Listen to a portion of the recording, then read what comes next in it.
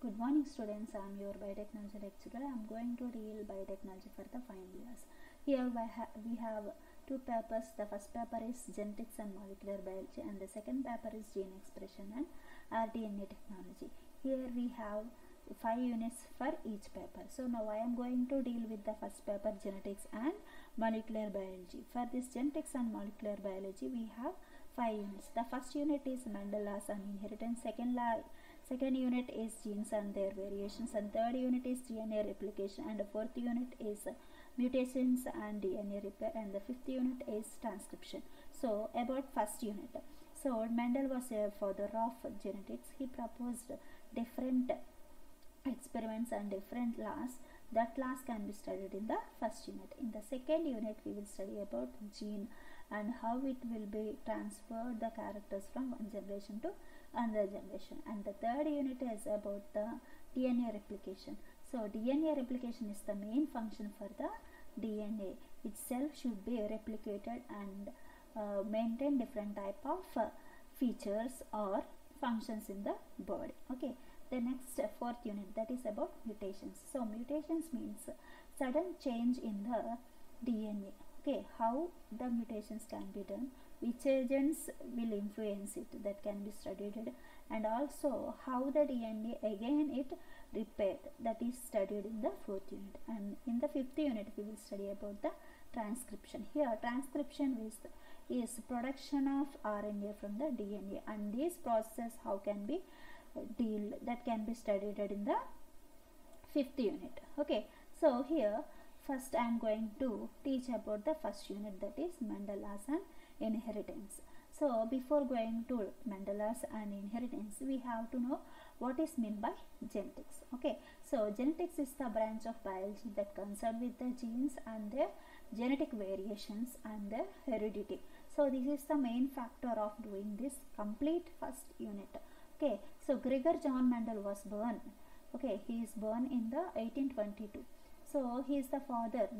Why he was called as a father? That means he done different experiments in the pea plant, that means Pisum sativa, in 1856 to 1864. So he published different types of papers. Okay, so he first and the most important experiment is plant hybridization.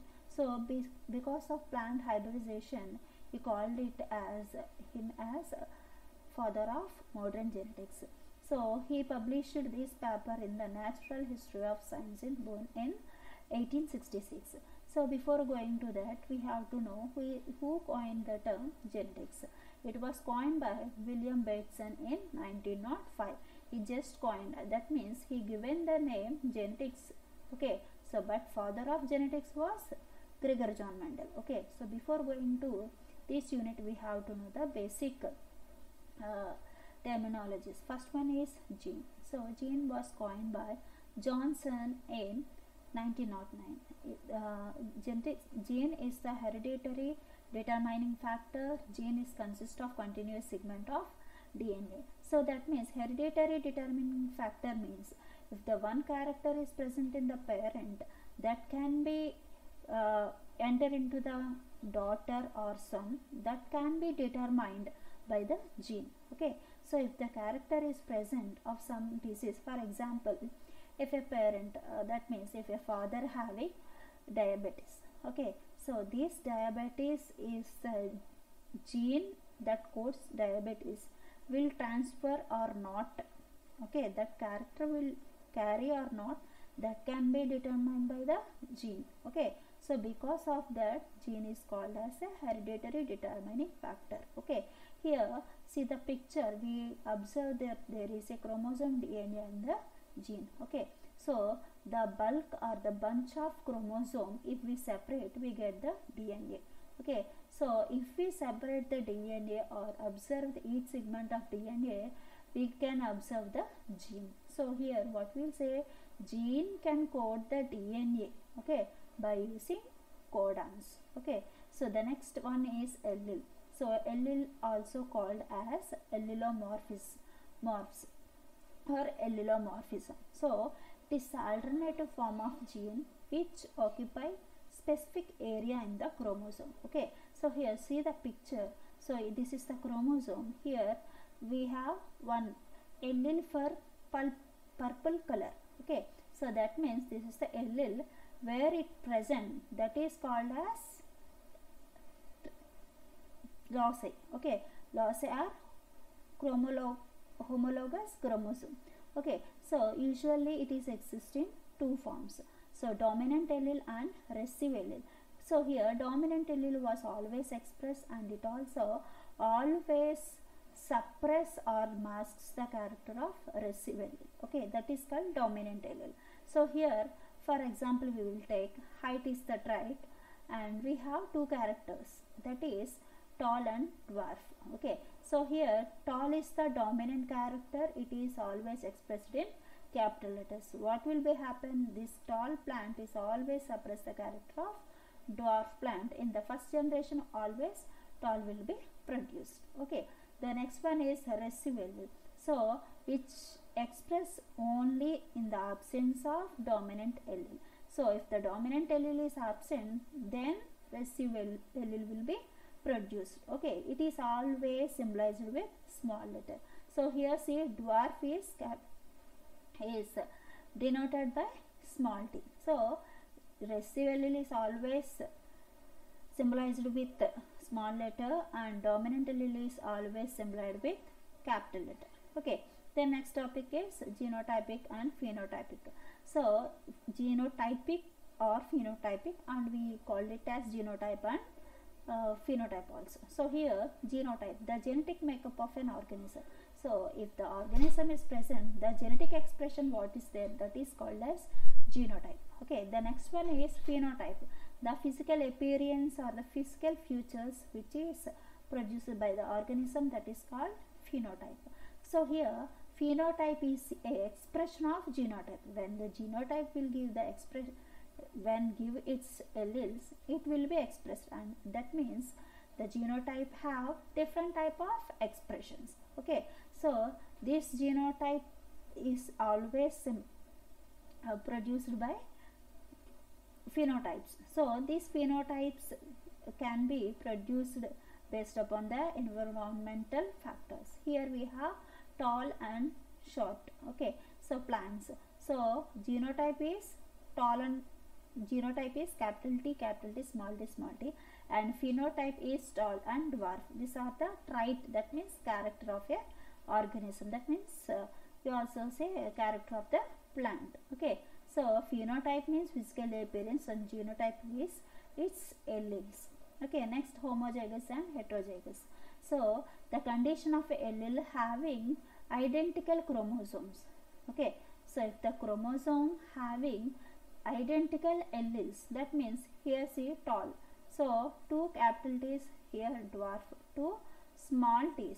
So having same type of allele, the pair of alleles having same allele, so there is no difference in the allele. Okay, if we have one chromosome, we have same type of alleles, that is called as homozygous. Okay, next heterozygous means if the chromosome having different types of allelic pair, that is called as heterozygous. So for example, see here, watch here, a tall plant is indicated with capital T and small t. So different alleles are present.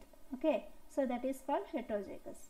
The next, so only his success of Mendel's is based upon the he was taking pea plant. So pea plant has less germination time, and it will be grow at any temperatures and any environmental factors. Throughout the year it will be grown. So basing on these characters, he was excellently produced his outcomes. Okay, so basing on the pea plant, he taken different 7 pairs of contrasting characters.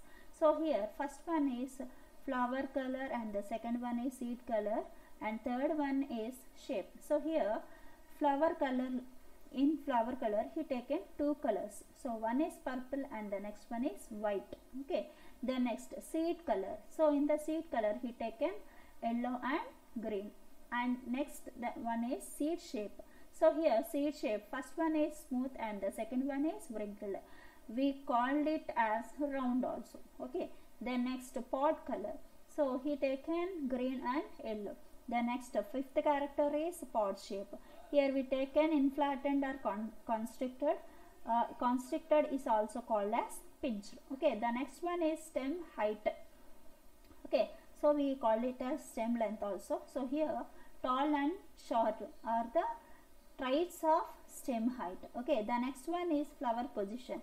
So axial and terminal are the flower positions. Okay, so basing upon this character, he proposed three laws. The first one is law of dominance, second one is law of purity of gametes or law of purity of segregation or law of segregation. The next one, third one, is law of independent assortment. So first, law of dominance. So I already explained about what is dominant character and recessive character. Basing upon that, we can easily observe what is law of dominance. Okay, so first, before going to law of dominance, first he experimented on tree plants. The first cross is monohybrid cross. So monohybrid cross means he taken one pair of contrasting character. I already said before class. See this, here he taken 7 contrasting characters. We can take one contrasting character. Okay, that may be flower color or length of the stem or flower position. We can select only one character, that means one pair of contrasting character. So he taken one pair of contrasting character. So for example, he taken length of the stem. So here he taken tall plant seeds. So then he germinated in the fields. So when he sown in the fields, in the first one F1 generation, he get all are tall plants. Here we have to know what is mean by F. So F means filial. So that means getting some product. Okay, that means for a parent getting one son, that is the product, that is called filial. So in the F1 generation, he got all of tall plants. Now he again taken same seeds which are produced in the F1 generation and germinated in the fields, and he get different types of plants.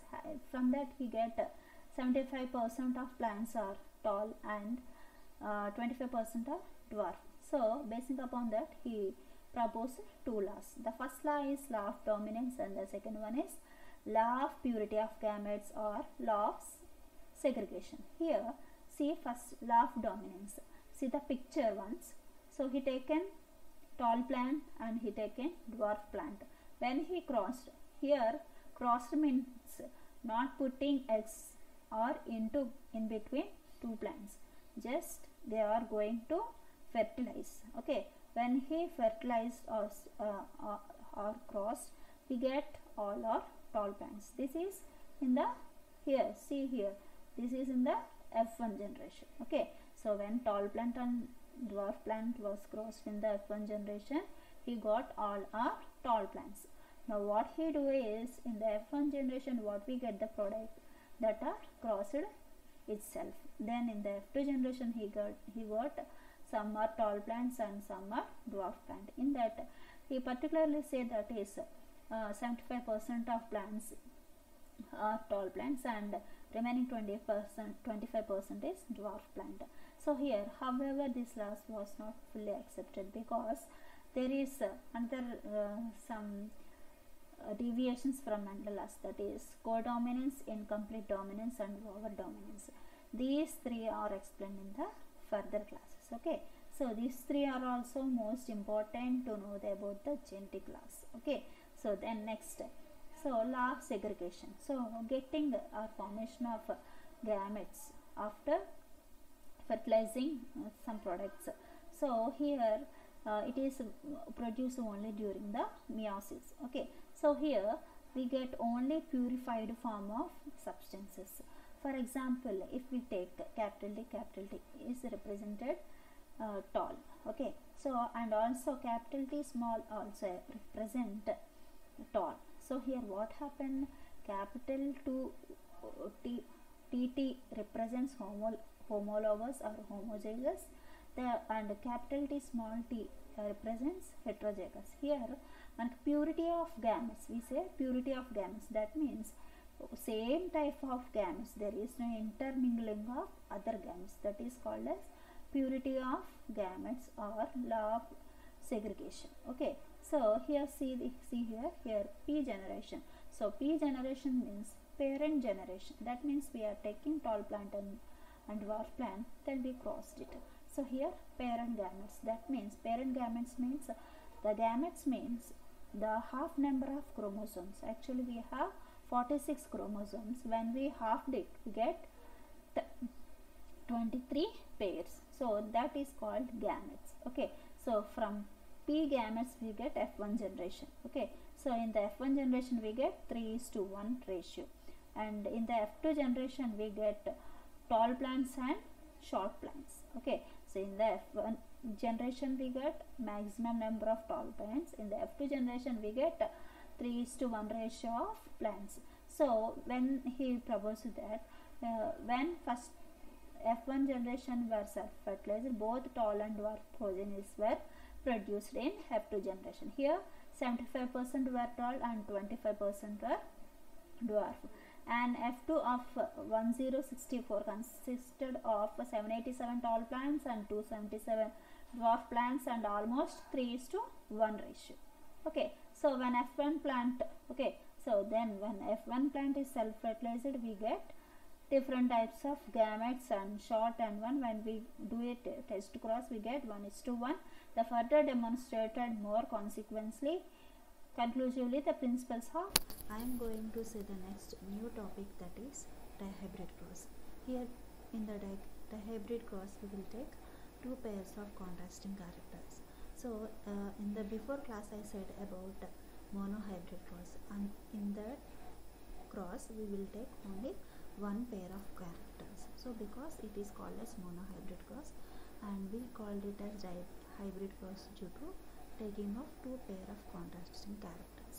So here the two characters are, one is color of the cotyledon and the next one is shape of the seed.